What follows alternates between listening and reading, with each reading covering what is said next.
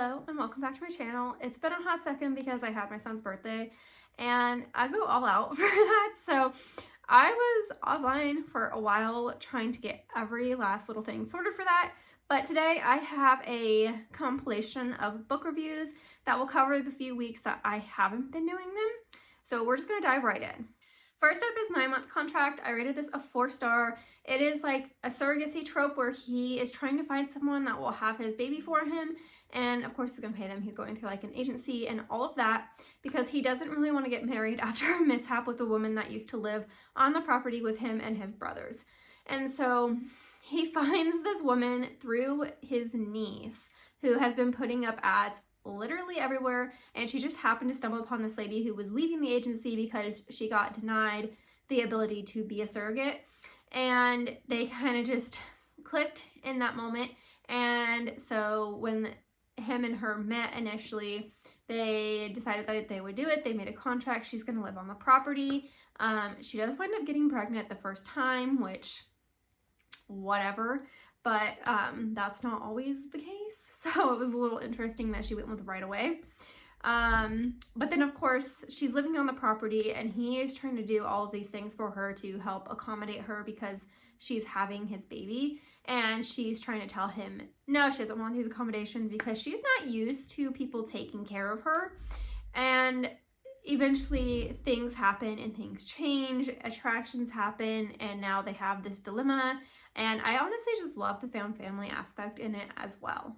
Then I listened to the short story The Fall Risk by Abby Jimenez. It's like an 1.5-hour audiobook or so, and I rated that a 4-star as well. Basically she's trying to run away from her stalker, and so she moves to these apartments across from another guy, and their stairs accidentally get removed, and so because their stairs get removed, they're stuck in this small space together, and they decide that they're going to get to know each other because they are stuck, they can't get down. And her stalker does come looking for her while this is happening, and there are like 2 relationships in one book in this short story, which I loved. But basically all 3 people aside from herself like really try to help her stay away from the stalker and make sure like he's never going to come back. Then I read the first 2 books in the Trial of the Sun Queen series. I rated both a 4-star. I accidentally read multiple fantasy series back to back that have very similar tropes where the lady is going through this like process to be chosen as the wife of the king or the prince.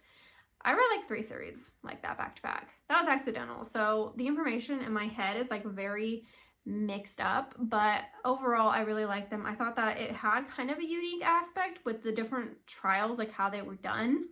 And I thought the ending was also a little bit unique in that typically, well, I don't really want to spoil it, but typically it would go a different way. So I liked that it didn't go the way that I expected it to go. I can't read book 3 yet because I don't have access to it on Libby or anything, but I am excited to read book 3. Next up we have Kiss of the Basilisk, which is what I was talking about when I accidentally read multiple series with the same kind of plot. She is going through training, sexual training, to be possibly picked by the prince for his wife and to be the future queen.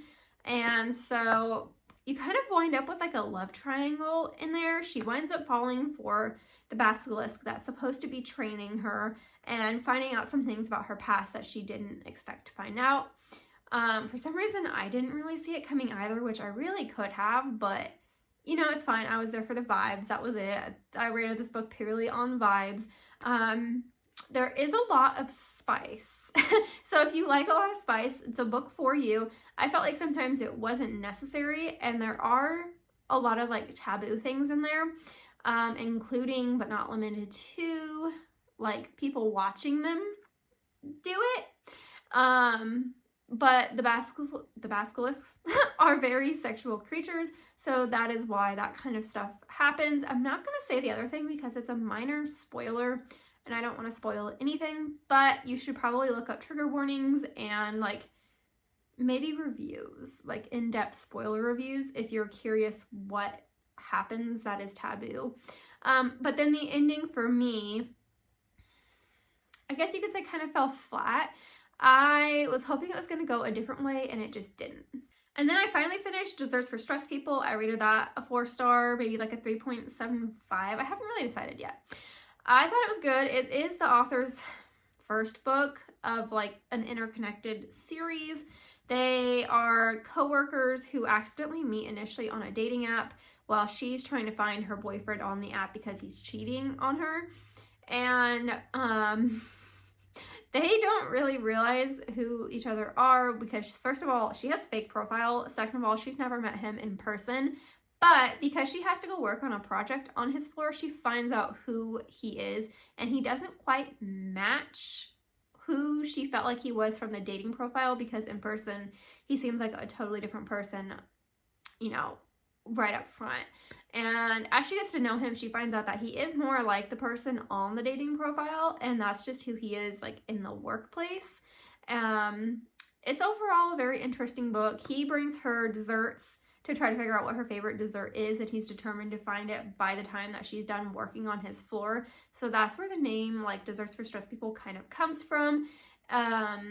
Overall, though, I really liked it. You should definitely read it. I also listened to Nocticadia, and I'm going to say that if you're going to read that one, you should definitely listen to it because it is a duet, and I loved it so much. The narrators were perfect, and I think that duets add like an element to a book. So again, I love that. The plot was interesting. She's trying to find answers to a disease that killed her mother, and he is the professor that is teaching about this disease, doing the research and all of that, and he's kind of doing like shady things behind the scenes that make it like a dark romance where he's like kidnapping people and he's injecting them with this to study it, and he also needs it to help find a cure for something that he's going through that was caused by childhood trauma. So trigger warnings for that. There are like mentions in some on-page things that happen, but overall I really enjoyed the book. And then finally, we have The Whispering Dead by Darcy Coates. This is another series by her, which I just found because it just got added to Hoopla, and so I decided to listen to it. I really liked book 1. I guess my friend said that she found the main female character to be annoying, which I could see. But I just really wanted a thriller book to kind of, you know, palate cleanse, because I've been doing a lot of fantasy and a lot of romance, and I haven't done a lot of thriller. So if you're looking for another thriller book by Darcy, you might as well try that one. I just started book 2. She's kind of like a clairvoyant who's trying to help these souls in the cemetery of this small town that she wound up in, but she doesn't know how she wound up there. And so she's just trying to help these different people pass on into the next life. I still don't know why she's in the town. I don't know who brought her there. I know none of that, but I'm hoping that that will be answered. So that's kind of why I'm going to continue to listen to it, regardless of like the character or anything like that. I just think that the plot's very interesting. Anyways, that is going to be it for my wrap up and reviews. If you guys have read any good books recently, let me know in the comments, and please be sure to like, comment, and subscribe. I'll see you guys next time.